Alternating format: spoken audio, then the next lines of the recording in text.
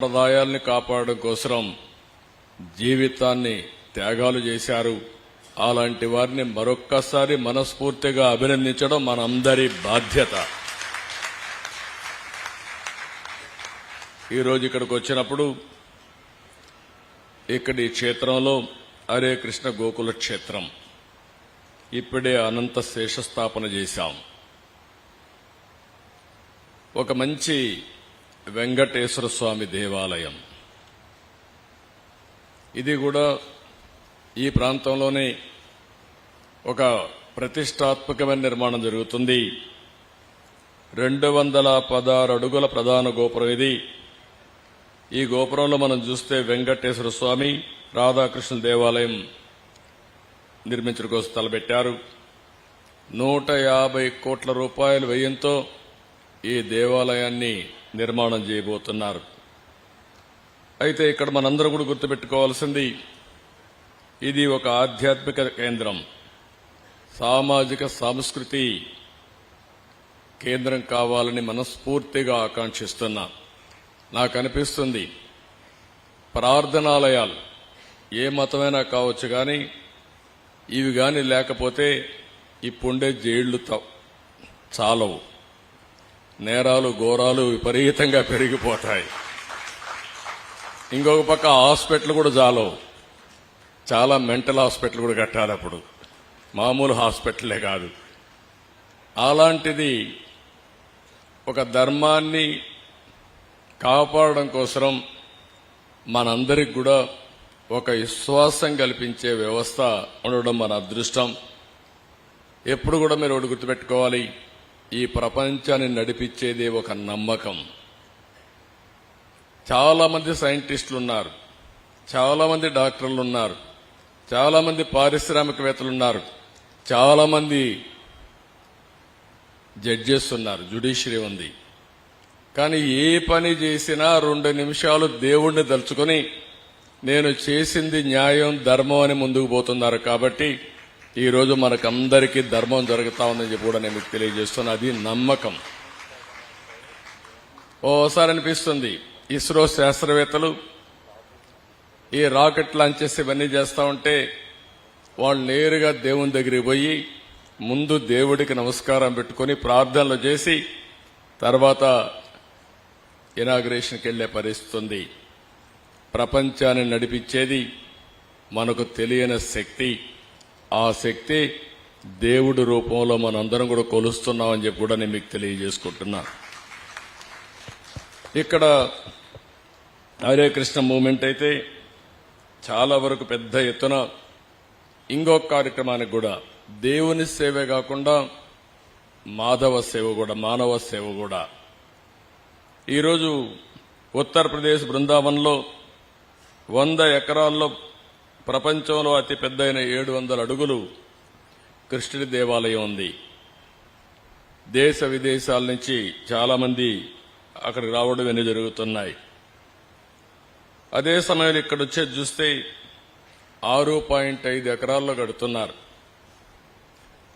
అదే సమయంలో నేను టెక్నాలజీని ఎప్పుడు ప్రమోట్ చేస్తూ ఉంటా, ప్రేమిస్తూ ఉంటా. ఎందుకంటే ఐటీ రాబోయే రోజు ఇప్పటికే మీరు చూస్తున్నారు, నాలెడ్జ్ ఎకానమీకి బ్యాక్ బోన్. ఎవరైతే ఐటీని అడాప్ట్ చేసుకుంటారో వాళ్ళకందరికి కూడా బ్రహ్మాండమైన భవిష్యత్తు ఉంటుంది. ట్రాన్స్పరెన్సీ కానీ, అకౌంటబిలిటీ కానీ, స్పీడీనెస్ కానీ. ఇప్పుడు ఐటీ ఏ స్టేజ్కి పోయిందంటే ఆర్టిఫిషియల్ ఇంటెలిజెన్స్కి వచ్చేసాం.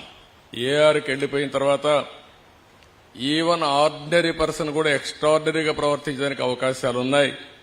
మీరు చేసే ఏ పనికి కూడా 80% సజెషన్స్ వచ్చే అవకాశం ఉంటుంది. అలాంటి ప్రతిష్టాత్మకమైనటువంటి టెక్నాలజీలో ఓసారి నాకు కూడా గర్వకారణం. నేను 25 సంవత్సరాల కంటే ముందు దీన్ని ప్రమోట్ చేస్తే ఈరోజు ప్రపంచంలో అన్ని దేశాల్లో ఇండియన్స్ వెళ్లారు. వాళ్ళల్లో 30% తెలుగు వాళ్ళు ఉన్నారంటే ఒక తృప్తి, మనం చేసిన పని ఫలితాలు వచ్చాయని. భారతదేశంలో ఉండే యువత మనకు ఒక అదృష్టం. ఏదైతే టెక్నాలజీ ఫస్ట్ మూవర్ అడ్వాంటేజ్ తీసుకున్నాం, ఇంకొక పక్కన ఏదైతే యువత రావడం విండ్ఫాల్ గెయిన్గా వచ్చింది, ఈ రెండు డెడ్లీ కాంబినేషన్ కింద మన యువత ప్రపంచంలో బ్రహ్మాండమైన ఆంటర్ప్రెన్యూర్స్గా తయారయ్యారు. ఈరోజు ఎక్కడికి పోయినా మీరు ఒకసారి చూస్తే ఏ దేశానికి పోయినా భారతదేశం యువత బ్రహ్మాండంగా రాణిస్తున్నారు. అంటే మనం ఎక్కడ ఎత్తుక్కోవాల్సిన పని లేదు. ఏ సిటీకి పోయినా పాష్ లొకాలిటీకి పోయి ఇక్కడ ఇండియన్స్ ఉన్నారా అని చూసుకుంటే అక్కడ మన వాళ్లే ఉంటారు. రెండోది, ఆ కాలనీలో తెలుగు మాట్లాడేవాళ్ళు చూస్తే 30% తెలుగు వారే ఉండడం తెలుగు జాతికి కూడా గర్వ కారణం అని చెప్పి కూడా నేను మీకు తెలియజేస్తున్నా. అలాంటి టెక్నాలజీని ఇక్కడ మీరు చూస్తే హరే కృష్ణ గోకుల క్షేత్రంలో మొత్తం వర్చువల్ రియాలిటీ విఆర్ కానీ, ఇంకో పక్క లేబర్ టెక్నాలజీ కానీ, అంటే ఎప్పుడైనా సరే ప్రపంచంలో మనం గుర్తుపెట్టుకోవాల్సింది టెక్నాలజీ డెవలప్ అయినప్పుడు టెక్నాలజీ కూడా మనం అడాప్ట్ చేసుకుంటే మోడర్నైజేషన్ ముందుకు పోతే దానివల్ల మనుగడ సాధించడం ఈజీ అవుతుంది, సస్టైనబిలిటీ ఈజీగా ఉంటుందని చెప్పి కూడా నేను మీకు తెలియజేస్తున్నా. నేను ఎప్పుడు వెంకటేశ్వర స్వామి మా ఇంటి కులదైవం. మా ఇంట్లో నుంచి నేరుగా చూస్తే మంగాపురం సైడు గోపురం అక్కడంతా కూడా 3 నామాలు కనబడుస్తూనే ఉంటాయి. ఇంట్లో నుంచి పైన ఎక్కి చూస్తే తిరుమలలో ఉండే 3 నామాలు ఇంటి దగ్గర నుంచి చూసే అవకాశం వస్తుంది. నేను నమ్మిన దేవుడు, నమ్ముతున్న దేవుడు, నేను ప్రార్థించే దేవుడు వెంకటేశ్వర స్వామి అని చెప్పి కూడా నేను మీకు తెలియజేస్తున్నా. ప్రతిరోజు ఒక 2 నిమిషాలే నేను ఒకటే కోరుకుంటాను, దండం పెట్టుకొని 1 నిమిషం ప్రార్థన చేసి, ఇప్పుడు ఒకసారి చూస్తే నాకు ప్రాణ భిక్ష పెట్టింది కూడా వెంకటేశ్వర స్వామి. అదొక మిస్టరీ కూడా.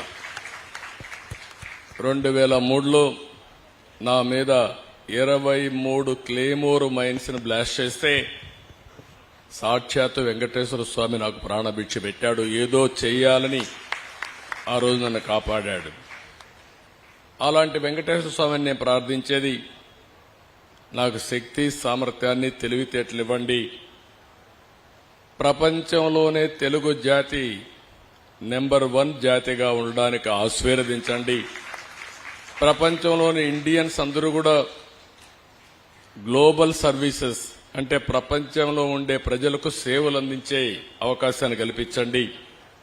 ఈ దేశంలో పేదరికం లేని సమాజం, అందుకే ఇటీవల నేను మాట్లాడుతున్నా జీరో పావర్టీ. మనందరి బాధ్యత. సమాజం మనకి ఇవన్నీ ఇచ్చింది. ఈరోజు నేను ఒక ముఖ్యమంత్రిగా ఉన్నా, రమణ గారు former chief justice of India అయినా, లేకపోతే వేదిక పైన ఉండే పెద్దలు కొంతమంది మంత్రులైనా, ఇక్కడికి ఉండేవాళ్లు వివిధ రంగాల్లో బ్రహ్మాండంగా రాణిస్తున్నా, ఇది మనకు సమాజమే ఈ అవకాశం ఇచ్చింది. అలాంటి సమాజంలో పేదరికాన్ని, అందుకే నేను ఒక స్లోగన్ తీసుకున్నా, zero poverty nation, zero poverty state, zero poverty village. మనందరి బాధ్యత కావాలి. సంపద కొంతమందికి పరిమితమై పేదవాళ్లు పేదరికంలో మగ్గుతా ఉంటే అది మంచిది కాదు. ఈ విషయం మనం గుర్తుపెట్టుకోవాల్సిన అవసరం ఉంది. మాలాంటి పాలకులం మేము ఆలోచిస్తే, ఇంకొక పక్కన ఈరోజు ఇక్కడికి వచ్చినప్పుడు హరే రామ ఏదైతే మూమెంట్ ఉందో, వీళ్లంతా ప్రతి ఒక్కరికి మానసిక ఆనందాన్ని ఇవ్వడానికి, మేమిచ్చేది మెటీరియలిస్టిక్ ఆనందం అయితే వాళ్ళు ఇచ్చేది మానసిక ఆనందం. ఆ మానసిక ఆనందం కూడా లేకపోతే మనం ముందుకు పోయే పరిస్థితి రాదు. ఈ 2 కాంబినేషన్లో పోతే హ్యాపీనెస్ ఉంటుంది, తృప్తి ఉంటుంది, దీనివల్ల ఎనర్జీ లెవెల్స్ పెరుగుతాయి. ఇంకొక పక్క ఆరోగ్యం బాగుంటుంది. ఆరోగ్యం బాగుంటే ఏదైనా చేసే శక్తి వస్తుందని చెప్పి కూడా నేను మీకు తెలియజేస్తున్నా. ఇంకొక పక్కన వారు ఈరోజు మీరు చూస్తా ఉంటే, ఒక పక్కన భగవద్గీత పైన ప్రచారం చేయడం, ఇంకొక పక్కన అక్షయ పాత్ర. నేను మనస్ఫూర్తిగా అభినందిస్తున్న అక్షయ పాత్ర మేనేజ్మెంట్ ని. మధు పండిట్ దాస్ గారి నేతృత్వంలో అక్షయ పాత్ర బెంగళూరు హెడ్ క్వార్టర్గా వారు ఉండి నడిపిస్తున్నారు. ఆ రోజు శ్రీకృష్ణుడు ఆలయం ఉన్న 10 కిలోమీటర్లో ఎవరు కూడా ఆకలితో బాధపడకూడదనే ఆలోచనతో ఆ రోజు శ్రీ లాలా ప్రభుపాద స్ఫూర్తితో ఈ అక్షయ పాత్రని ప్రారంభించారు. 23 సంవత్సరాల్లో 400 కోట్ల మందికి భోజనం పెట్టగలిగారు. మనస్ఫూర్తిగా అభినందిస్తున్న ఈ ఆర్గనైజేషన్. ప్రభుత్వం నిర్వహిస్తున్న మిడ్ డే మీల్స్ లో అయితే మధ్యాహ్న భోజనంలో మామూలుగా నాణ్యత లేని భోజనం నుంచి చాలా పరిశుభ్రంగా ఉండమే కాదు, క్వాలిటీనే కాదు, న్యూట్రిషియస్ ఫుడ్ని వీళ్ళు అందించే పరిస్థితిలో ఉన్నారు.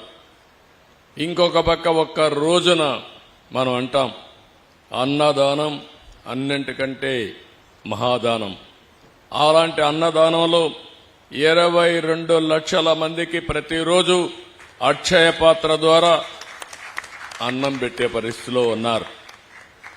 వీరిని ఆ సేవలు చూసినప్పుడు చాలా ఆనందంగా కలుగుతుంది.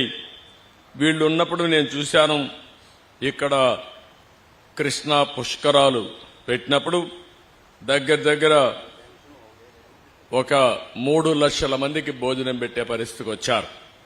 మేము అన్నా క్యాంటీన్ పెట్టినప్పుడు ఆ అన్నా క్యాంటీన్కి వాళ్ళకే అప్పచెప్పాం. ఒక చిన్న కంప్లైంట్ లేకుండా బ్రహ్మాండంగా అన్నా క్యాంటీన్ నిర్వహించిన ఘనత కూడా అక్షయ పాత్రదని చెప్పి కూడా నేను మీకు తెలియజేస్తున్నా. 203 కేంద్రాలు పెట్టాం. ఆ 203 కేంద్రాల ద్వారా పెద్ద ఎత్తున పెడితే ఈరోజు గడచిన ప్రభుత్వం అన్నా క్యాంటీన్ల పైన కక్షగట్టి మూసేసే పరిస్థితికి వచ్చారు. మళ్లీ తొందరలోనే అన్నా క్యాంటీన్లు ప్రారంభిస్తామని చెప్పి మీ అందరికీ హామీ ఇస్తున్నా. దీనికి ఒక స్ఫూర్తి కూడా ఉంది. ఒక పక్క అక్షయ పాత్ర, ఒక పక్క నందమూరి తారక రామారావు గారు కూడా మొట్టమొదటిసారిగా తిరుమల తిరుపతి దేవస్థానంలో అన్నదానం ప్రారంభించారు. ఆ కార్యక్రమానికి శ్రీకారం చుట్టారు. ఈరోజు దాతలకు కొదవలేదు. ఈ దేశంలో నమ్మకమైన వ్యవస్థ ఉండాలి. వెంకటేశ్వర స్వామి దేవాలయంలో అన్నదానాన్ని ప్రారంభిస్తే ఇప్పటికే 1000 కోట్లు 1200 కోట్ల రూపాయలు కార్పస్ ఫండ్ ఉంది. ఎవరైనా సరే బర్త్డే గాని వాళ్ళ ఇంట్లో ఎవరైనా జన్మదినాన్ని సెలబ్రేట్ చేసుకుంటే ఒక రోజంతా కూడా డొనేట్ చేసే పరిస్థితికి వస్తున్నారు. అంటే అక్షయ పాత్ర కూడా మీరు ఒక్కసారి చూస్తే ఏ పని చేయాలన్నా ఒక నిర్ణయం చేస్తే ఆ నిర్ణయాన్ని బ్రహ్మాండంగా ఆమోదిస్తున్నారు. ఇప్పుడు 70-80 ప్లేసెస్ లో వాళ్ళు మోడర్న్ ఎక్విప్మెంట్ పెట్టి ఆధునికమైన వసతులతో వంట సెంట్రలైజ్డ్ కిచెన్ పెట్టి బ్రహ్మాండంగా చేస్తున్నారని చెప్పి కూడా నేను మీకు తెలియజేస్తున్నా. ఇవన్నీ చూసినప్పుడు ఇక్కడ ఎంత మాట్లాడినా తక్కువ అవుతుంది. ఈ ఆర్గనైజేషన్ మనస్ఫూర్తిగా అభినందిస్తున్నా. భగవంతుడు ఆశీస్సులు ఈ ఆర్గనైజేషన్కి మెండుగా ఉన్నాయి. ప్రజల నమ్మకాలు కూడా ఉన్నాయి. మీ నమ్మకాలు భగవంతుడు ఆశీస్సులతో ఇంకా ముందుకు పోవాలని నేను మనస్ఫూర్తిగా కోరుతున్నా.